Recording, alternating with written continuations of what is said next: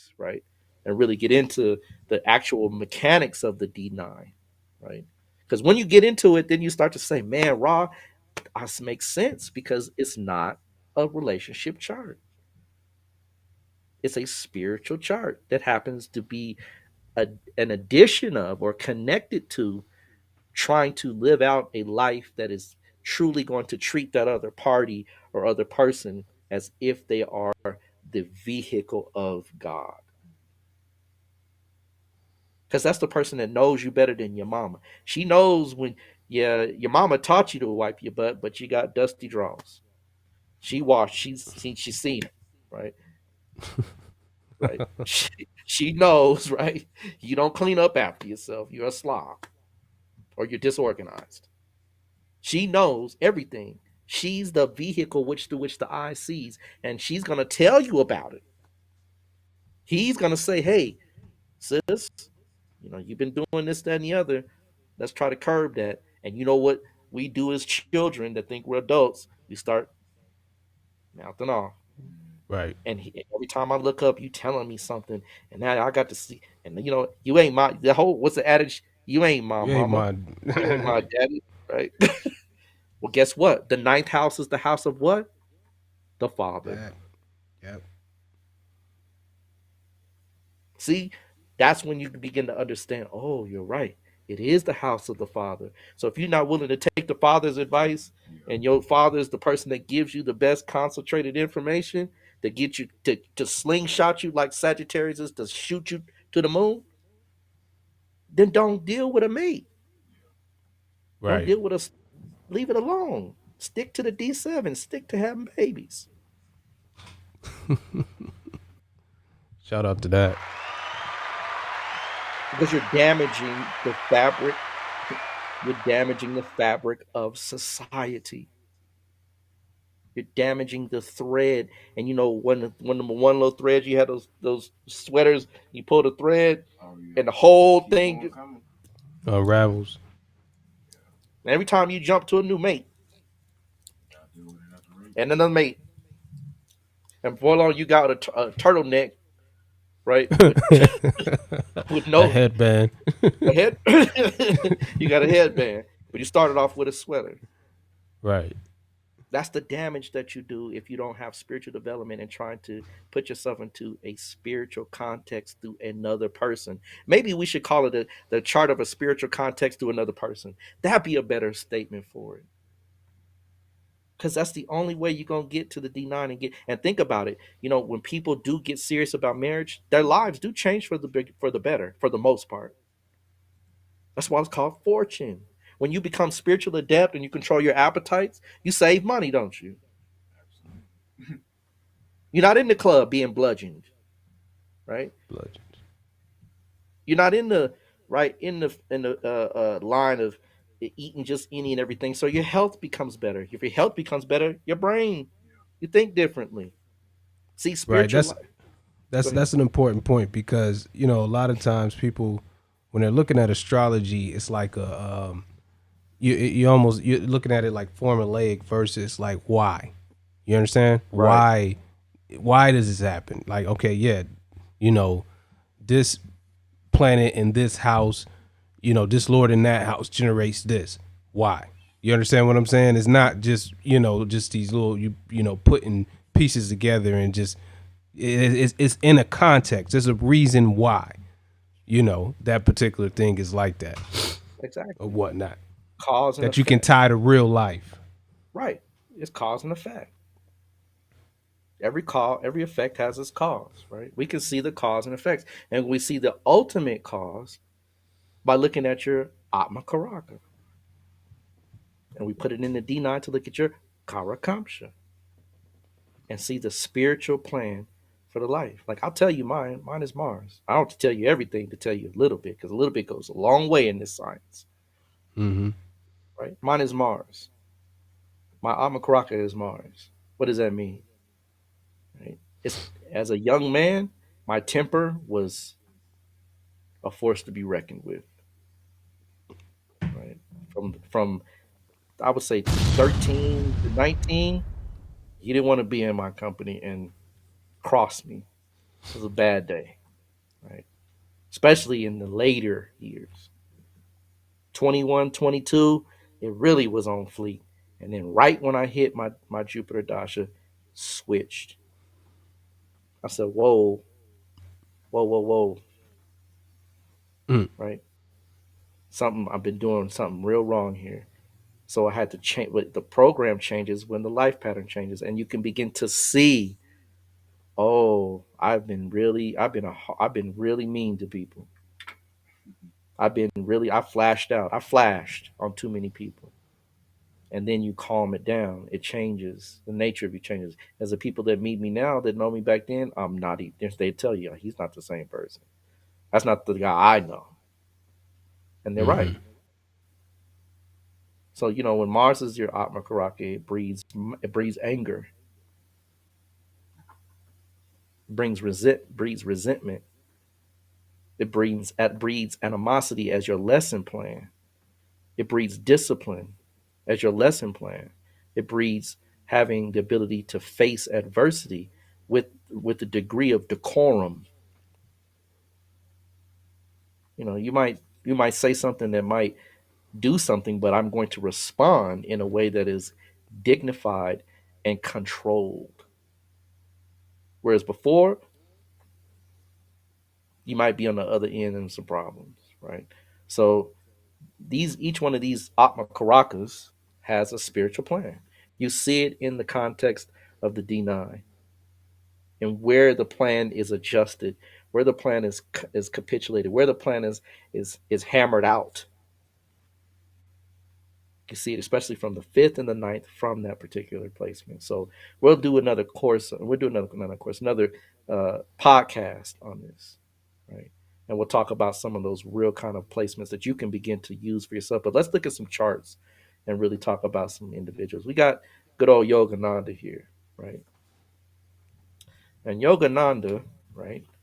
Interestingly enough, right, has a Leo ascendant. You can see spirituality through and through in his chart, right? I know some people have their opinions of Yogananda. I know people are going to say certain things about Yogananda and how he wasn't this and how he wasn't that. Until you walked another woman's shoes, it's wise to be quiet. It's just wisdom. Unless you walked in someone else's shoes, it's kind of difficult to say what their real path or what how they were really judged. Because we can all talk about the mistakes that we make on a daily basis, but I can tell you this much: the information that he's rendered, and people say, "Well, he didn't write it." How do you know?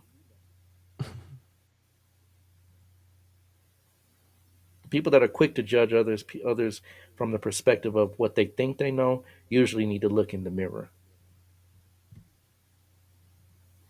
But nonetheless, Paramahansa Yogananda has a Leo ascendant, right? He has the ascendant Lord in the fifth house. The fifth house, of course, is a Dharma house. Shows a very prominent individual that would be a spiritual teacher. Fifth house is teaching others, guiding others, giving others insight. And this is one of the things that he's called to do, the task that he knew this from a very early age. If you ever read Autobiography of a Yogi, right, I'm pretty sure that you'll quickly ascertain that something inside of him pulled him or pushed him in this direction, right, outside of, just other people. It's something internal, especially when the fifth house is connected to the sun and to the ascendant like that. The moon is in the ascendant as well, right? In fact, you can kind of see the hair, right? The ascendant he looks kind of like a lion a little bit, right? Has some lion-o features, right? If y'all know lion-o is, right? Show your age, but right, Mm. it has a little bit of that kind of, big largeness to him in his disposition. I believe he said he got some of that, some of his spiritual practices from his mother too. And that makes Yeah, sense. from If he moon. got that, then it makes sense to have that moon right in the first house, Yeah, doesn't it? If he got spiritual practices from his mother, moon's in the ascendant, right? So nonetheless, right, you can see that Jupiter's in the eighth, conjoined Mars, right?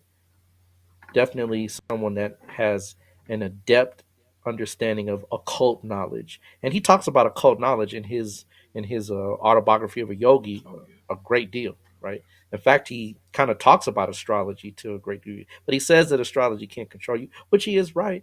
But it can't control you unless you have a what? Will. Unless you He will, said, right? He did say that, didn't yep, that's why he said, the wise man defeats his planets. he? Wow, That's what he said.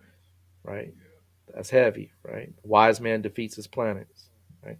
Or at least learns to ride them, to harness their energy, right, right. right? So by far you can see it, but let's look at the D9, right? Let's see if we can transfer over to the D9 what we see in the D1. Let's look at the ninth house. And this ninth house has Rahu, which Rahu's not, unless Rahu's with a very strong planet in the ninth house, it's what is called as Marana Sthana. It's a house that kind of creates K2. troubles. He got K2 in there. Does he? Yeah, it's K2. It's backwards on this one. Yeah, it's different on this one.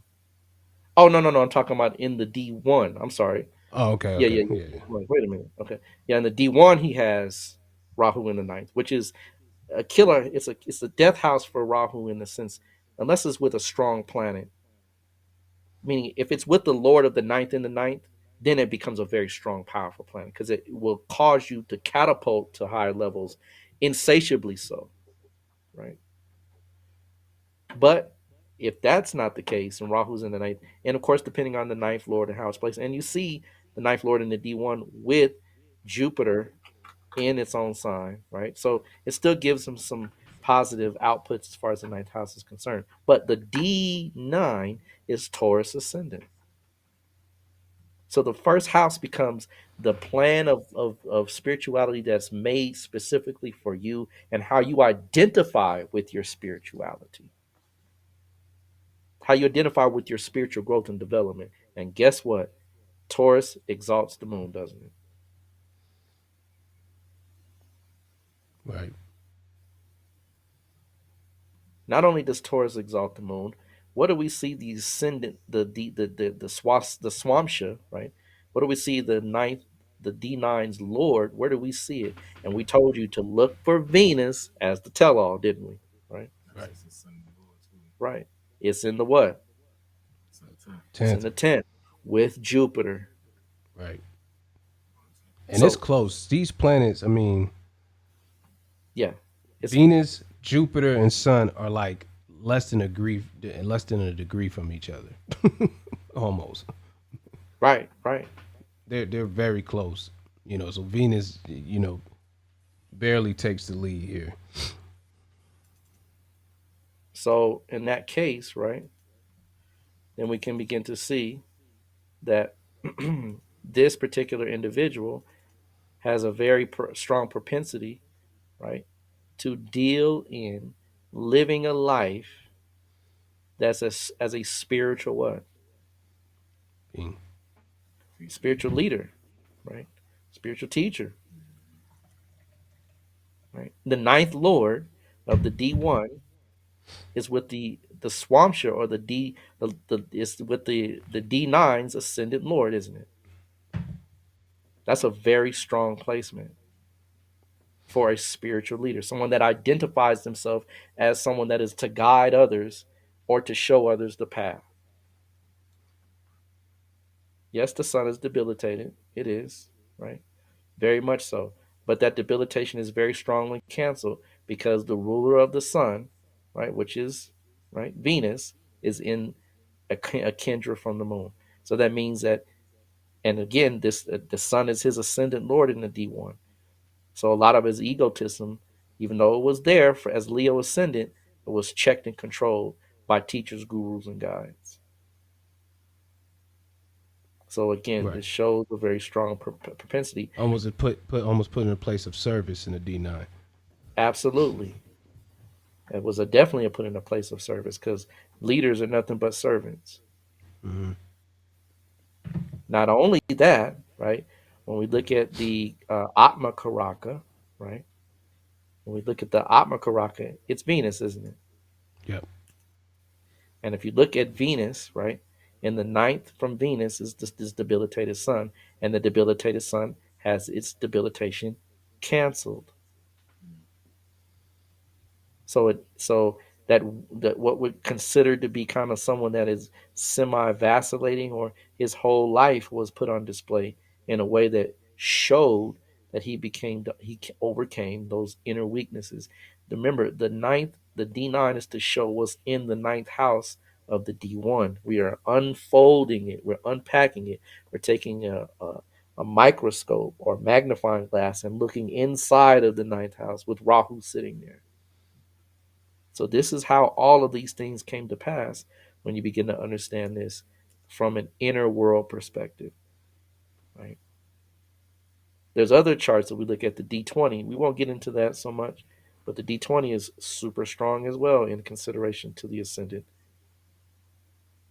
But again, these things hold fast because when you begin to see how this particular D9 is structured, he himself is identified as a spiritual teacher or guide. So this is when you begin to see how to interlace the two. And of course, um, this is this Taurus is which house in the D1? 10th. 10th house. Mm-hmm. So what does that say? He's a what? Natural born spiritual leader. Yeah. He's come to, that's his dharma purpose, wasn't it? Yeah. He's come to be a spiritual guide, leader, and teacher of others. Did he fulfill it? Of course, you may say that he didn't, but I can say for certain, I think he did. Right? Sure. I think he. I can't say for certain. I think he did. I mean, he's Only still his stuff his teachings is still around. right. His institute is still around. Many years after I mean, he was born in 1893. That's a message, right? And not only that, right? Considering there's a very powerful yoga in the D9 when the Atma Karaka and the Amatya Karaka are conjoined. That's a Raja Yoga in the 10th house, right?